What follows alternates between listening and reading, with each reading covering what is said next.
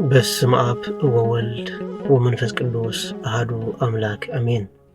ንዓለማት ብፍቕሪ ዝገዝእ ጥንቲ ዝነበረ አልፋ ዓለም ሕሊፉ ዝነብር ኦሜጋ መጀመርታን መወዳእታን ዘይብሉ ናይ ኣቦታትና ኣምላኽ ናይ ሰራዊት ጌታ ስለትኽነገር ዘይክእል ምሕረቱ ስለትኽነገር ዘይክእል ፍቕሩን ርህራሄኡን ክብርን ምስጋናን ኣምልኾን ውዳሴን ስግደትን ንዑ ንበይኑ ይግባእ።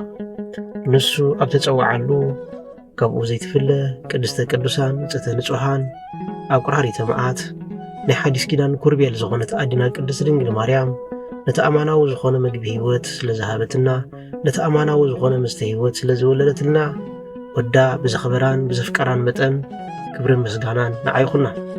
ኩሎም መላእክት ነቢያት ሐዋርያት ጻድቃን ሰማዕታት እግዚአብሔር ኣምላክ ብዝሃቦም ክብርን ማዕርግን ዝኸበሩን ዝተመስገኑን ይኹኑ። ዝኸበርኩም ህዝበ ክርስቲያን ከመይ ኣለኹም? ከመይ ቀኒኹም? ኣሜን። ስምቲ ልዑልን ህያውን ዝኾነ እግዚአብሔር ኣምላክና በኣና ብድኹማት ባሮቱ ዝኸበረን ዝተመስገነን ይኹን። እግዚአብሔር ኣምላክ በዚ ዕለት ንዓይና ኣኻትኩምን ክምህረና ክምዕደና ክግስጸና ፈቒዱሎ እሞ እንሆ ኣብዘን ዘለዋና ሓፀርቲ ደቓይቕ እንሆ እግዚአብሔር ኣምላክ መንፈስ ቅዱስ ትምህርትና ክገልጸልና እናቱ ቅዱስ ፈቓድ ይኹን። ናይ ሎሚ መዘራረቢ ኣርእስትና ብዛዕባ ምስጋና እዩ። ምስጋና ሰብን መላእኽትን ሓደ ዝገብር ምስጋና ናይ ደቂ ሰባት መልክዕ እዩ። ምስጋና ደቂ ሰባት እንሆ ኩሉ ግዜ ከዘውትሮ ዝግባእ ሰማያዊ ምግቢ እዩ። ምስጋና ሰማያዊ ቋንቋ ወገናተይ። ምስ እነመስግን ዝጎድለና ነገር ዋላ ሓደ ነገር የለን። እግዚአብሔር ኣምላክ ንዓና ኢሉ ዘይገበሮ ነገር ዋላ ሓደ ነገር ስለዘየለ ስለዚ ኩሉ ግዜ ኣብ ትሕቲ ዝኾነ ኩነታት ኣመስገንቲ ክንከውን ይግባአና። ናይ ምስጋና ህይወት ዘለዎ ሰብ ምስጉን እዩ። ዝተገበረሉ ዘይርስዕ ኣመስገና እዩ። ዝተገበረሉ ሰናይ ነገር ኩሉ ዘይርስዕ ዕለት ዕለት ዘቕርብ ሰብ ዝተባረኸ እዩ። ምስጋና ሰብን መላእኽትን ሓደ ዝገብር ሃብተ መንፈስ ቅዱስ እዩ። ብልብና ብልሳና እግዚአብሔር ኮነን ሰናይ ነገር ዝገበሩልና ደቂ ሰባት ምስጋን ኣገዳሲ እዩ። ጎይታናን መድሓኒናን ኢየሱስ ክርስቶስ ኣብ ኢየሩሳሌም ኣብ ገሊላን ሰማርያን ንዝፈወሶም 10 ለምጻማት ካብኣቶም ዘመስገነ ሓደ ጥራይ ነበረ። እቶም 9 ግና ከየመስገኑ እንሆ ውዕለት ኣምላኽ ከይዘከሩ ብኣ ኣቢሎም ጠፉ።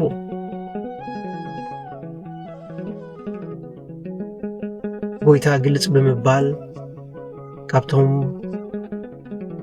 ዘንጽሖም ለምጻማት ከምዚ ብምባል ሓተቶም 10 ዘይነበርኩምን እቶም ዝተረፉስ ናበይ ከዱ ብምባል ተገረመ። ካብቶም 10 ለምጻማት ዘመስገኖ እንተነበረ ግን ሓደ እዩ ዝነበረ። ሉቃስ ምዕራፍ 17 ከፍቅድ 15 ክሳብ 18 እዚ ሰብ እዚ ፍሉይ ኣመስጋኒ እዩ። እዚ ሰብ እዚ ውዕለቱ ዘይርስዕ ናይ ኣምላኽ ሰናይ ነገር ዘይርስዕ ድንቂ ኣመስጋኒ እዩ። ሎሚ እውን እዛ ዓለም እዛ ዘለናይ ዓለም ዘመስግን ሰብ እናወሓደ ይኸይድ ኣሎ። ኩሉ የገረምርን ኩሉ ተበዲለ ይብል ዋላ ሓደ ብእግዚአብሔር ዝተገበረሉ ምሕረትን ለውሃትን ፍቕርን ሪኡ ዘመስግን የልቦን። ምስጋና ኣብ ነምስግነሉ ግዜን ቁጥርን እግዚአብሔር ኣምላኽ ነኽብሮ ስሙ ብምጽዋዕ እግዚአብሔር ኣምላክ ኣብ ልዕልና ዘለዎ ፍቕሪ ነድንቕ። ናብራና ትንፋስና ትርጉም ዘለዎ ይኹን። ናይ መንባር ዕላማ ይርዳኣና። ብዘይተመስገን ዓለም ኮንቲያ ወገናተይ።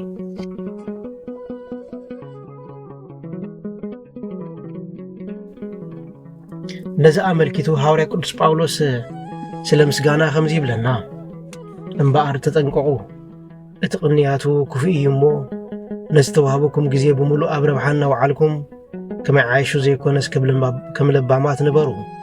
በእንተ እዚ ፍቓድ ጎይታ እንታይ ምዃኑ ኣስተውዕሉ እምበር ናብ ዕብዳን ስለ ዘብጽሕ ብወይኒ ኣይትስከሩ። ብመዝሙርን ብቕንየን ብመንፈሳዊ ዜማን ንሓድሕድኩም ተዘራርቡ። ንጎይታ ብልብኹም እናዜምኩም እናዘመርኩም ከዓ ንእግዚአብሔር ኣቦ ስለ ኩሉ ነገር ብስም ጎይታናን መድሓኒናን ኢየሱስ ክርስቶስ ኩሉ ሳዕ ኣመስግንዎ። ስለ ቃላቱ ስም እግዚአብሔር ኣምላክና ዝኸበረን ዝተመስገነን ይኹን። ኤፌሶን ምዕራፍ 5:20 ንእግዚአብሔር ኣምላክ ንምስጋን ቦታን ኩነታትን ኣይንምረጽ ኩሉ ግዜ ከም መላእኽቲ ነመስግኖ ጉለትና ህይወትና ብምስጋና ንምልኣዮ ኩሉ ሰዓት ተሓጎሱ ከይቋረጽኩም ጸልዩ ብኩሉ ኣመስግኑ ከመይ ኣብቲ ብክርስቶስ ኢየሱስ ዘለኩም ህይወት ኣምላኽ ዝደልዮ እዙይ ይብለና ሐዋርያ ቅዱስ ጳውሎስ ቀዳማይ ተሰሎንቄ ምዕራፍ 5:17-18 ኣምላኽ ዝደልዮ ነገር እንተሃልዩ ኸባና ምስጋና እዩ ኩሉ ነገር ንገብሮ ነገር ብስም ጎይታናን መድሓኒናን ኢየሱስ ክርስቶስ ክኾን ይግብኦ ንሱ ብኩሉ ልዕል ክብል ይግብኦ ኩሉ ነገራትን ሰናይ ስለ ዝኾነ ኣብ ትሕቲ ዝኾነ ነገር ንእግዚአብሔር ኣምላክና ከነመስግን ይግባኣና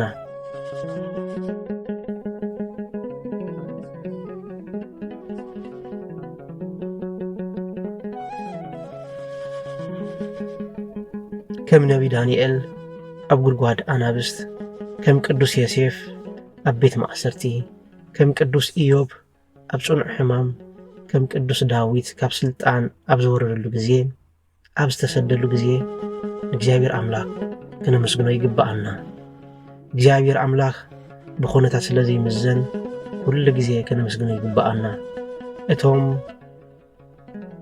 ዝደሓርና ዝመስለና ብእግዚአብሔር ኣምላኽ ኩሉ ግዜ ኣብ ቅድሚትና ዘለና እቶም ዝተረሳዓና ዝመስለና ኩሉ ግዜ ብእግዚአብሔር ኣምላክ ሕያወት ኢና እቶም ዝደኸምና ዝመስለና ብእግዚአብሔር ኣምላክ ብርቱዓት ኢና ብርግጽ ደቂ እግዚአብሔር ኣምላኽ ምዃንና ንእመን እንተኾይንና ኩሉ ግዜ ሕጉሳት ክንከውን ይግባኣና ብቓላት ጥራይ ዘይኮነስ ኩሉ ግዜ ንእግዚአብሔር ኣምላክ ብልብና ከነመስግኖ ይግባእ ኣቦና ዘማራይ ዳዊት ኣብ መዝሙረ ዳዊት ምዕራፍ 116 ዘሎ ከምዚ ክብል ንእግዚአብሔር ኣምላክ የመስግኖ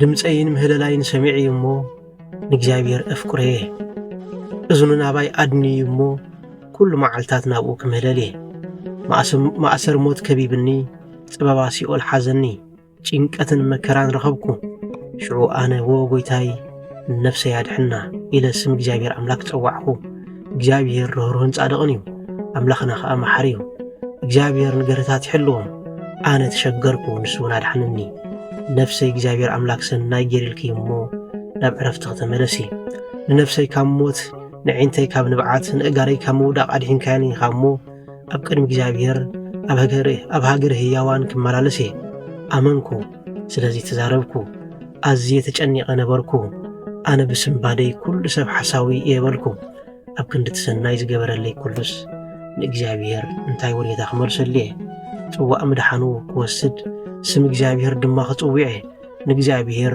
ኣብ ቅድሚ ኩሉ ህዝቡ መብጻዕይ ክፍጽም እየ ኣብ ቅድሚ እግዚአብሔር ሞት ቅዱሳን ክቡር እዩ ወእግዚአብሔር ኣነ ባሪኻየ እሞ ባርያኻ ወዲ እታ ባሪኻየ ማእሰረይ ፈታሕኻ መስዋዕት ምስጋና ክስዋኣልካ ስም እግዚአብሔር ከዓ ክጽውዕ ንእግዚአብሔር ኣብ ቅድሚ ኩሉ ህዝቢ ኣብ ኣጸደ ቤተ እግዚአብሔር ኣብ ማእኸል ኢየሩሳሌም መብጽዐይ ክፍጽም እየ ሃሌሉያ ስለ ቃላቱ ስም እግዚአብሔር ኣምላክና ዝኸበረን ዝተመስገነን ይኹን እግዚአብሔር ኣምላክ ንዓና ዘይገበረልና ነገር ወላ ሓደ ነገር የለን ስለዚ ስለቲ ዝገበረልና ወርየታ ንእግዚአብሔር ኣምላክ እነቕርበሉ